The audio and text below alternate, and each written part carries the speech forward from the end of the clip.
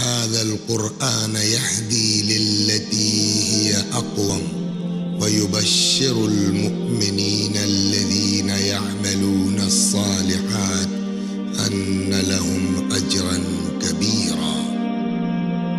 بے شک یہ قرآن اس راستے کی ہدایت کرتا ہے جو بالکل سیدھا ہے، اور ان صاحبان ایمان کو بشارت دیتا ہے جو نیک اعمال بجا لاتے ہیں کہ ان کے لیے بہت بڑا۔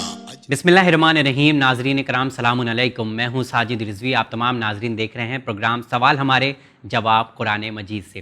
آج کا پروگرام ان لوگوں کے لیے بہت خاص ہے جنہیں اللہ تعالیٰ نے یہ موقع فراہم کیا کہ وہ ان کے گھر کی زیارت کے لیے جائیں، یعنی حج کے لیے جائیں۔ تو آج کا پروگرام بہت ضروری ہے۔ آج کے پروگرام میں ہم لوگ دیکھیں گے کہ اللہ تعالیٰ نے قرآن مجید میں حج کے سلسلے سے کیا ارشاد فرمایا ہے۔ اس موقع پر اس پروگرام میں بات کرنے کے لیے ہمارے ذریعے پوچھے گئے سوالوں کا جواب دینے کے لیے موجود ہیں۔ آئیے ہم ملاقات کرتے ہیں اور بڑے ہی عزت اور احترام کے ساتھ استقبال کرتے ہیں حجت الاسلام والمسلمین عالی جناب مولانا سید ذکی حسن صاحب قبلہ سے۔ السلام علیکم مولانا صاحب۔ وعلیکم السلام ورحمۃ اللہ وبرکاتہ۔ مولانا صاحب آپ کا بہت بہت شکریہ۔ اس پروگرام کی خوبصورتی ایک یہ ہے کہ ہم لوگ سارے جواب جو حاصل کرتے ہیں وہ قرآن مجید سے ہی حاصل کرتے ہیں۔ ماشاءاللہ، بہت عمدہ۔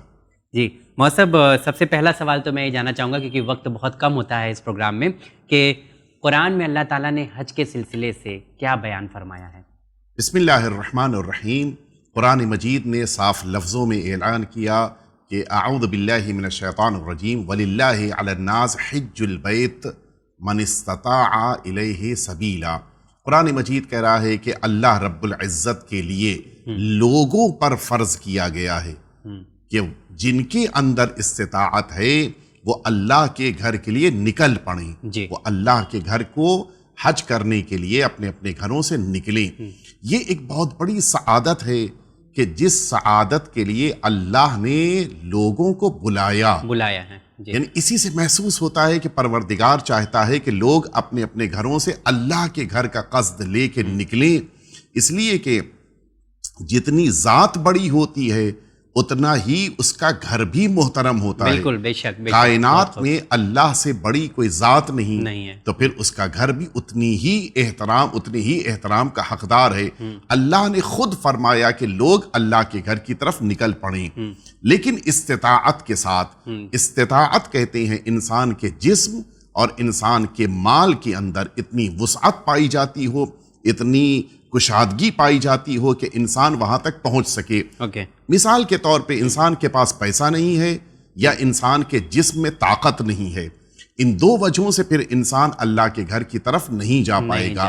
اور اس سے ایک بات پتہ چلتی ہے، جن کے پاس جسم میں طاقت بھی ہے اور جن کے پاس پیسہ بھی ہے، انہیں صرف اللہ کا حج نہیں بجا لانا چاہیے بلکہ اللہ کی بارگاہ میں شکر گزار بھی ہونا چاہیے کہ انہیں اللہ کے گھر تک جانے کی توفیق اور سعادت مل گئی۔ اوکے مطلب یہاں پہ اشارتاً میں یہ سوال کرنا چاہوں گا آپ سے، اس کے بعد دوسرا سوال رکھوں گا۔ ایسا تو نہیں ہے کہ صرف امیروں لوگوں کو اللہ دعوت دے رہا ہے کہ جس کے پاس پیسہ ہے وہ آ جاؤ ہمارے گھر؟ یہاں پہ اچھی بات آپ نے پوچھی، میں آپ کے لیے واضح کر دوں کہ دیکھیے، حج کے لیے ہمیشہ پیسے ہی کی ضرورت نہیں ہوتی۔ بہت سے ایسے افراد ہیں کہ جن افراد کو کام کے لیے بلایا گیا سعودی عربیہ اور وہ بالکل مکہ معظمہ کے قریب پہنچ چکے ہیں، اب وہ جب حج کرنے کے لیے جائیں گے تو ان کو زیادہ رقم خرچ نہیں کرنی ہے۔ یا کچھ ایسے افراد ہوں گے کہ جن کو لوگ گفٹ میں پیسہ دے رہے ہیں، وہ اس پیسے کو کہیں اور یوز کرنے کے بجائے اللہ کے گھر کی طرف جا رہے ہیں۔ اس طرح سے بہت سے افراد ہوں گے۔ یا ایک انسان ہے جو اپنی جاب مکمل ہو جانے کے بعد PDF مل رہا ہے اس کو، اب وہ اس پیسے کو اپنی زندگی میں یوز کرے یا پھر اللہ کے گھر۔ تو اس طرح سے بہت سارے مواقع انسان کی زندگی میں آتے ہیں جہاں پر اس کے پاس اماؤنٹ آ گیا۔ اب اس اماؤنٹ کے آنے کے بعد اب امتحان شروع ہوتا ہے۔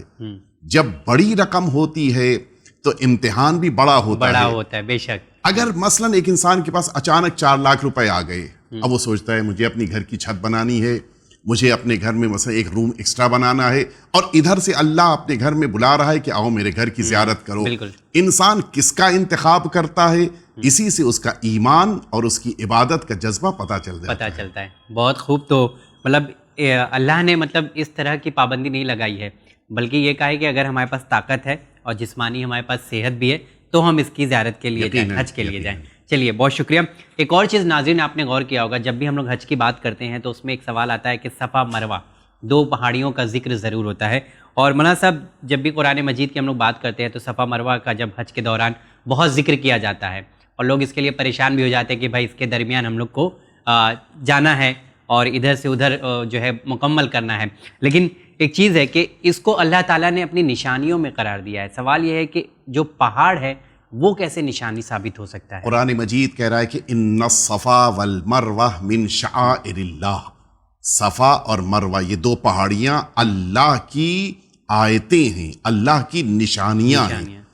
اور اسی کو اگر آپ تھوڑی سی توجہ دیں تو آپ نے جو سوال پوچھا ہے وہ بھی واضح ہو جائے گا, اور آیت جو کہنا چاہ رہی وہ بھی واضح ہو جائے گا. اصل بات کیا ہے, جب انسان حج کرنے کے لیے آتا ہے وہ خانہ کعبہ کا طواف کرے گا, نماز طواف پڑھے گا, اور اس کے بعد آئے گا صفا اور مروہ ان دو پہاڑیوں کے درمیان 7 دفعہ اسے آگے جانا ہے, واپس آنا ہے.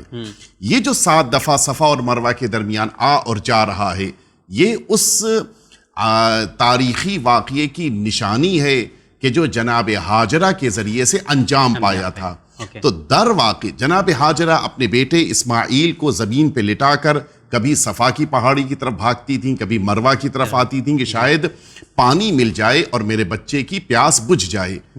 آج حاجی کو اسی عمل کو انجام دینا ہوتا ہے, صفا اور مروہ کے درمیان دوڑنا ہوتا ہے یا چلنا ہوتا ہے, تاکہ وہ یہ اسی عمل کی تعصی کرے جو جناب ہاجرہ نے انجام دیا. جناب ہاجرہ صفا اور مروہ کے بیچ میں آ اور جا رہی ہیں. اچانک اب جو انہوں نے اپنے بیٹے کی طرف نظر ڈالی تو دیکھا کہ ان کا بیٹا جہاں پر لیٹا ہے اس کے پیروں کے پاس سے پانی ابل رہا ہے. سبحان اللہ. در واقع صفا اور مروہ کی پہاڑی کے بیچ آنے جانے والے حاجی کو وہ واقعہ یاد آ جاتا ہے کہ یہیں پر اللہ کی ایک نشانی ظاہر ہوئی. وہ نشانی یہ تھی کہ نبی پروردگار کے پیروں کے نیچے سے اللہ نے پانی کو جاری کیا. تو در واقع صفا اور مروہ اللہ کی نشانی کی طرف ذہنوں کو متوجہ کراتے ہیں, اس لیے اللہ نے صفا اور مروہ کو بھی اپنی نشانی قرار دیا. اور یہ پیغام دیا کہ اگر انسان کوششیں کرتا رہے تو آج بھی اللہ انسان کی مشکلات کو حل کرتا ہے اور اس کوشش کے نتیجے میں اسے ترقی عطا کرتا ہے. چلیے بہت شکریہ, بہت اہم سوال کا جواب آپ تک پہنچا ہے. اور بہت سارے لوگ ایسے ہیں جسے اللہ تعالیٰ نے یہ موقع دیا ہے کہ انہیں اپنے گھر بلایا ہے. تو پروگرام کا وقت ختم ہو گیا, لیکن جاتے جاتے میں چاہتا ہوں کہ اس دوران اگر انسان چکر لگاتا ہے صفا اور مروہ کے تو کیا چیز ذہن میں رکھنا چاہیے اس کو؟ انسان کو یہ توجہ دینی چاہیے کہ میں اللہ کی بارگاہ میں ہوں. یوں تو کائنات کا ذرہ ذرہ اللہ کی نگاہوں میں ہے اور بندہ ہمیشہ اللہ کے سامنے ہے, لیکن جب خدا کے گھر میں موجود ہے تب تو ایک ایک لہجہ اس کا خدا کی نگاہوں میں ہے. بالکل. ایسے موقع پر اس کو دیکھنا ہے میرا عمل, میرا قول, میری زبان, میری آنکھ, میرے کان, میرے ہاتھ یہ کیا انجام دے رہے ہیں. اس لیے کہ اس کو ایک ایک عمل کے لیے اللہ کی بارگاہ میں جواب دینا ہے. اور اسی لیے صفا اور مروہ کے درمیان پہاڑیوں کو دیکھنا بھی عبادت ہے, زبان پر دعائیں پڑھنا بھی عبادت ہے, کان میں قرآن کی آواز آ رہی ہو یہ بھی عبادت ہے, پیر صفا و مروہ کی عبادت کر رہے ہیں یہ خود پیر بھی عبادت میں مصروف ہے, ہاتھ اگر مثلا تسبیح لیے ہیں یہ خود ہاتھ چل رہے ہیں, اس موقع پر بھی انسان مکمل طور پہ اللہ کی عبادت میں مصروف ہے.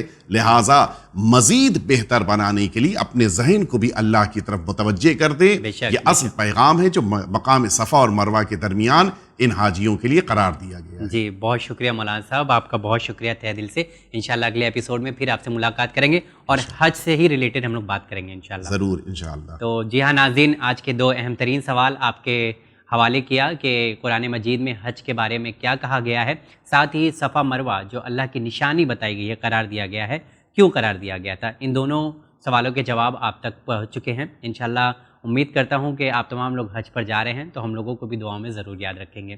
دیکھتے رہیے چینل ون, بہت بہت شکریہ.